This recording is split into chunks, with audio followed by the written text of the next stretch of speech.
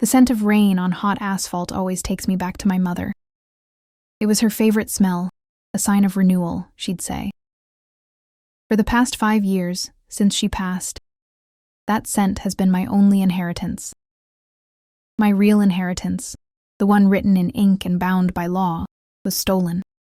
And the thief was my own blood, my Aunt Eleanor, my mother's sister. Before the storm broke, my life was quiet. I lived in a small apartment in Chicago, the kind with radiators that hiss and windows that rattle in the wind. I worked as a freelance graphic designer, paying my bills on time, nursing a single potted fern, and believing in the inherent goodness of people. A foolish belief, as it turned out. I existed in a world painted in muted tones of contentment, never suspecting the violent splash of betrayal that was about to ruin the canvas. I remember the day my cousin, Eleanor's son Robert, needed a kidney. It was 10 years ago. He was only 19, and the doctors were grim. The waiting list was a death sentence. Eleanor came to me, her face a mask of practiced desperation, her hands trembling as she clutched mine. She wasn't a frequent visitor. Our families had drifted, but in that moment of crisis, she knew exactly which door to knock on. "You were always the strong one, Clara," she'd whispered, her voice thick with unshed tears. "You have your mother's strength." It was emotional blackmail of the highest order, but it worked. I was a match. I didn't hesitate. The surgery was grueling, the recovery a slow, painful crawl. I have a pale 9-inch scar on my side that serves as a permanent reminder of that sacrifice. Robert lived. Eleanor sent a thank you card with a generic, pre-printed sentiment inside. Within 6 months, they stopped calling. My sacrifice was filed away, a debt they had no intention of ever acknowledging, let alone repaying. The trigger for my revenge, the moment the quiet woman died and someone else was born, came on a Tuesday. It was raining. I was sitting in the sterile, soulless office of Mr. Stiles, my mother's lawyer, a man with a face like a clenched fist. Across the polished mahogany desk, Eleanor sat primly, dressed in mourning clothes that looked suspiciously expensive. She was dabbing a dry eye with a silk handkerchief. "As you can see, Clara," Mr. Stiles said, avoiding my gaze, "your mother's final will, notarized 2 weeks before her passing, leaves her entire estate to her sister, Eleanor Vance." He slid the document across the table. My mother's signature was there, but it was shaky, wrong, a spidery, hesitant version of the confident loop I knew so well. "That's impossible," I said, my voice barely a whisper. My mother and I spoke the week before she died. She told me she was leaving the house and her savings to me. She wanted me to be secure. Eleanor let out a soft, theatrical sob. "Oh, my dear Clara, your mother was not herself at the end. She was so worried about you. She felt you weren't equipped to handle such responsibility. She wanted me to manage things, to look after you from a distance. Manage things." The phrase hung in the air, thick and suffocating. The estate was worth nearly $2 million. It was my future, my security, the final gift from a mother who had adored me. And this woman, this vulture in a black dress, was telling me my mother thought I was incompetent. It was a lie so audacious, so profoundly insulting. It stole the air from my lungs. I looked at her, truly looked at her, and I saw the flicker of triumph in her eyes, the same fleeting glint I'd seen after I agreed to the transplant. The look of a predator that has successfully cornered its prey. I walked out of that office in a daze. The rain plastered my hair to my face, but I didn't feel the cold.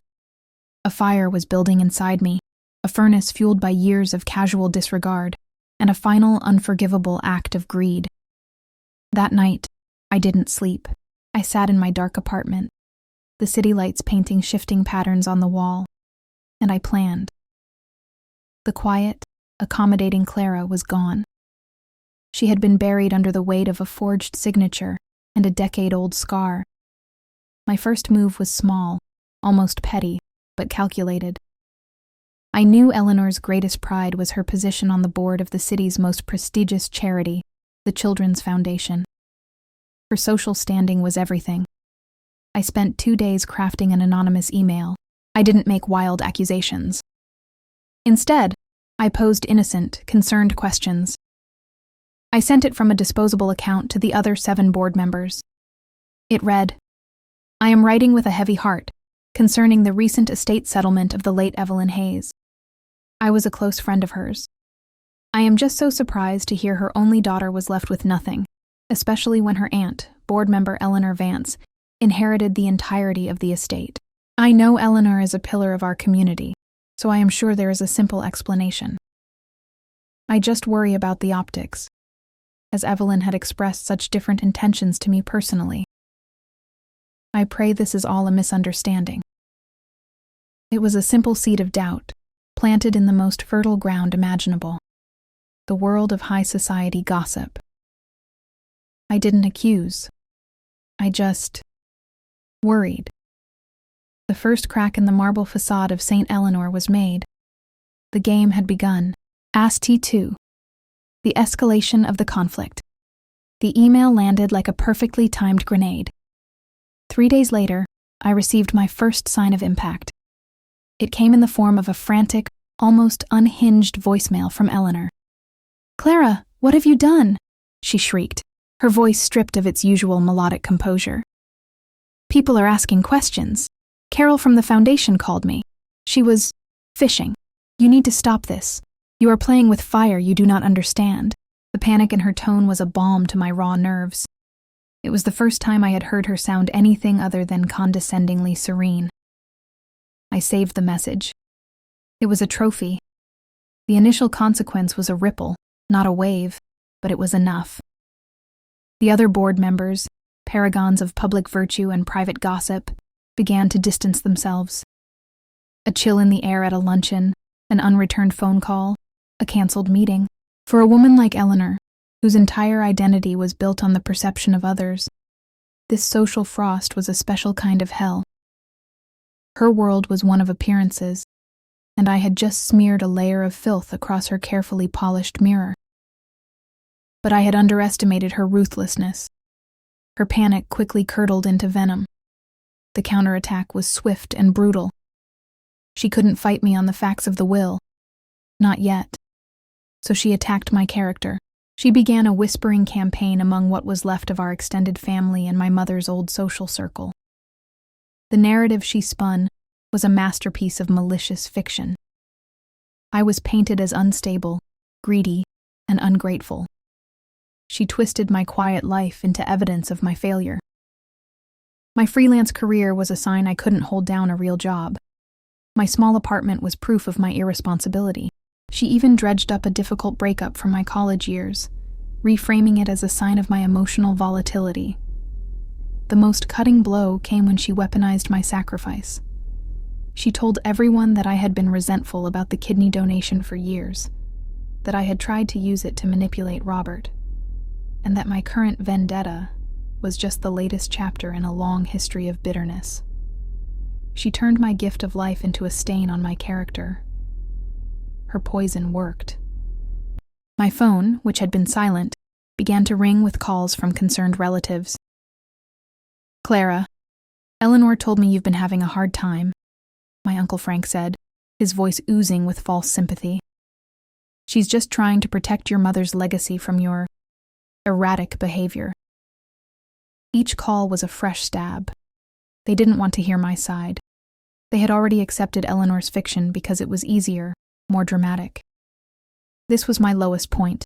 The isolation was a physical weight. I'd sit in my apartment, the city's hum outside sounding like a judgment, and I'd feel the walls closing in. The fire of my initial rage was flickering, threatening to be extinguished by a flood of self-doubt. Was I a monster? Was I the unhinged, greedy person she described? The doubt was a cold, creeping thing, far more painful than the initial betrayal. I looked at my reflection and saw a stranger. I stopped answering my phone.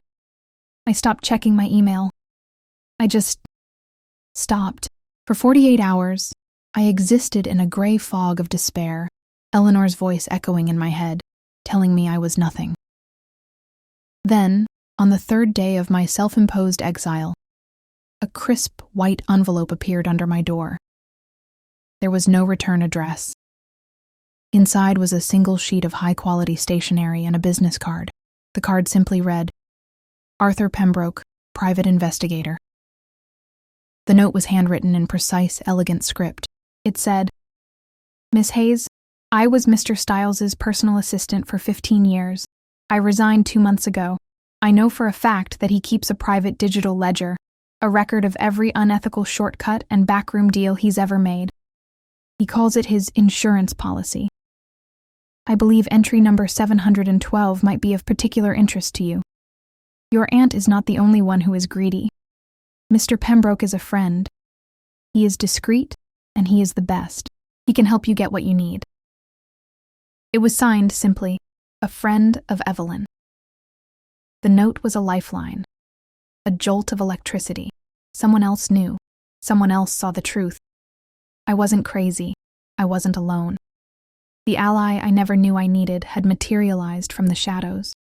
The knowledge that Styles, the stoic and untouchable lawyer, had a secret, digital Achilles heel, reignited my resolve. The fire didn't just flicker back to life. It roared into an inferno. My despair was burned away, leaving behind something harder, something forged and sharp. I called Arthur Pembroke that same afternoon. He had a voice like gravel and old whiskey, and he listened to my story without interruption. He asked for no retainer, only a promise of 5% of whatever he helped me recover.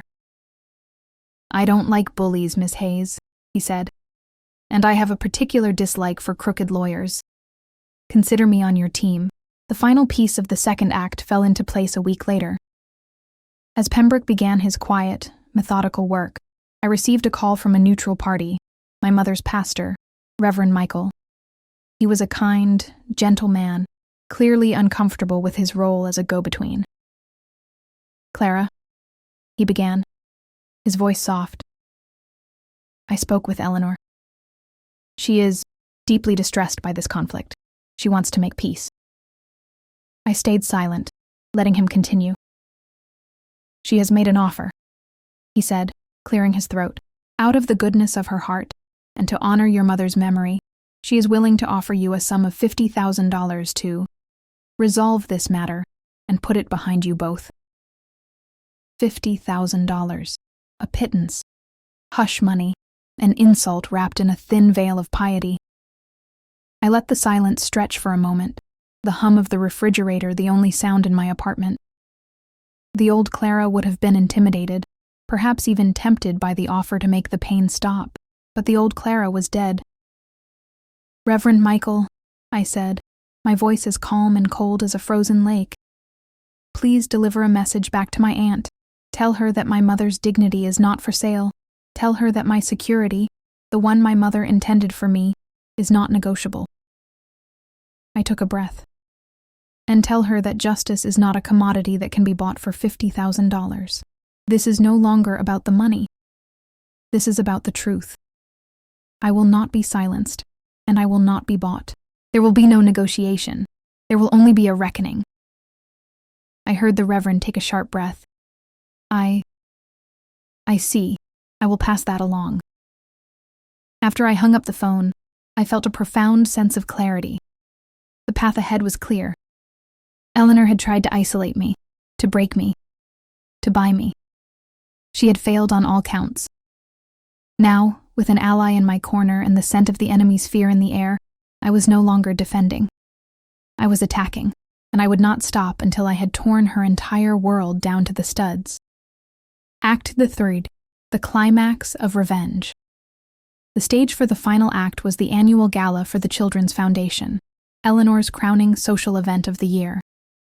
It was held in the grand ballroom of the Astor Hotel, a cavern of crystal chandeliers and hushed opulence. 2 weeks of Arthur Pembroke's meticulous digging had yielded the jackpot. Entry number 712 from Mr. Styles's digital ledger. It was a short, encrypted audio file, a recording of a phone call. In it, Styles advised Eleanor on how to coach my dying mother, sedated and confused, into signing a new will. even suggesting which pen to use to make the signature look plausibly like her own. He called it guiding her hand to fulfill her true final wishes. It was damning, irrefutable proof of conspiracy and fraud. Arthur had also unearthed evidence of Styles and Eleanor moving the money offshore, just days after the will was executed. I had a choice. I could have taken this to the authorities, let the slow, impersonal wheels of the legal system grind them down. But that wasn't justice. That was procedure. Justice, poetic justice, required an audience. It required humiliation on the same scale as my own. I arrived at the gala just as Eleanor was taking the stage to give her keynote address as the foundation's chairperson. I wore a simple, elegant black dress, a stark contrast to the glittering gowns around me. I hadn't bought a ticket. Arthur's contact on the hotel security team had let me in through a service entrance. I stood at the back of the ballroom, a ghost at the feast. Eleanor beamed under the spotlight, radiating a fraudulent warmth. "It is my profound honor," she began, her voice echoing through the silent room, "to stand before you tonight as a champion for the vulnerable, as a steward of integrity and compassion." That was my cue. I walked forward, not quickly, but with a deliberate, unhurried pace. Heads began to turn. A murmur rippled through the crowd of 300 of Chicago's elite. Eleanor's smile faltered as she saw me approaching the stage. Her eyes widened, a flicker of pure animal fear in their depths. 2 security guards started to move toward me, but I held up my phone, a small, dark rectangle of power in my hand. "Before you continue, Aunt Eleanor," I said, my voice calm, but carrying in the sudden, absolute silence. "I think there's a recording everyone here needs to hear." I didn't need to get on the stage. Arthur had arranged for my phone to be patched into the ballroom's sound system. I pressed play. The tinny, recorded voice of Mr. Styles filled the cavernous room. "You just need to guide her hand, Eleanor. She's on a heavy dose of morphine. She won't even know what she's signing. Use the felt tip pen, the one with the wider point. It will better mask any inconsistencies." Then came Eleanor's voice, sharp and greedy. "And you're sure this is ironclad? The girl won't be able to contest it?" "She can try," Styles's voice chuckled. "But it'll be the word of a distraught, unstable daughter against a notarized will and her loving, concerned aunt. Who do you think they'll believe?" A collective gasp swept through the ballroom. It was a physical thing, a wave of shock and revulsion. I watched Eleanor's face. The color drained from it, leaving a waxy, pale mask. Her mouth opened and closed silently, like a fish gasping for air. Her eyes darted around the room, but every face she saw was a mirror reflecting her own disgrace. The society matrons who had idolized her now stared with open contempt.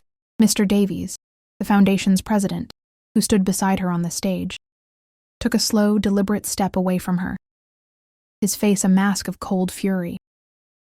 I saw Robert, her son, my cousin, standing near the front, his face ashen, looking from me to his mother in utter horror. He knew the truth about my sacrifice, and now he knew the truth about his mother's greed. The architecture of her life, built on lies and social climbing, crumbled to dust in the space of 30 seconds. I pressed stop. I didn't need to play the rest. The point was made. I looked directly at Eleanor, letting her see the cold, clear triumph in my eyes. "I believe that answers the question of who they'll believe," I said, my voice steady. Then I turned and walked out of the ballroom, leaving the cacophony of her ruin behind me. I didn't look back. The weeks that followed were a montage of quiet victory. My first scene, sitting in a new lawyer's office, signing documents that restored my mother's true will. The offshore accounts were frozen. Styles was disbarred and facing federal charges. Eleanor, socially and financially destitute, was forced to sell her house to cover legal fees. Justice was swift and merciless. My second scene. I am standing on the porch of my mother's house, the house that was now mine. It smelled of lemon polish and old books. The sun was streaming through the windows, illuminating dust motes dancing in the air. I placed my single potted fern, which had survived the ordeal, on the windowsill. It was a small act, but it felt like reclaiming a kingdom. My third scene. Walking on the beach near my new home, the sound of the waves a soothing rhythm. The scar on my side no longer felt like a mark of betrayal, but a badge of survival. I was free. 1 month after the gala, a handwritten letter arrived. The return address was a dingy apartment on the other side of the city. It was from Eleanor. The envelope felt thin and cheap. I stood in my sun-drenched kitchen and read its desperate, rambling contents, a pathetic cocktail of excuses, blame, and a plea for forgiveness that was really a plea for money. She wrote about her shame, her ruin, her loneliness. She called me cruel. I read every word. Then, I walked to the sink, turned on the garbage disposal, and fed the letter to the grinding blades. I watched until every last piece of her was gone, washed away into the darkness. The world will tell you to turn the other cheek, to forgive and forget. But some wounds are too deep, some betrayals too profound. They are not just attacks on your finances or your future. They are attacks on your very essence, on your dignity. Fighting back is not about revenge. It is about reclamation. It is about standing in the wreckage of a life someone tried to destroy and declaring that you are still here, that you are worthy, that you will not be erased. So, if you ever find yourself in the darkness, facing a profound injustice, do not be afraid of your own fire. Let it burn. Let it light your way. Fight for your dignity as if it is the only thing you have left, because in the end, it is.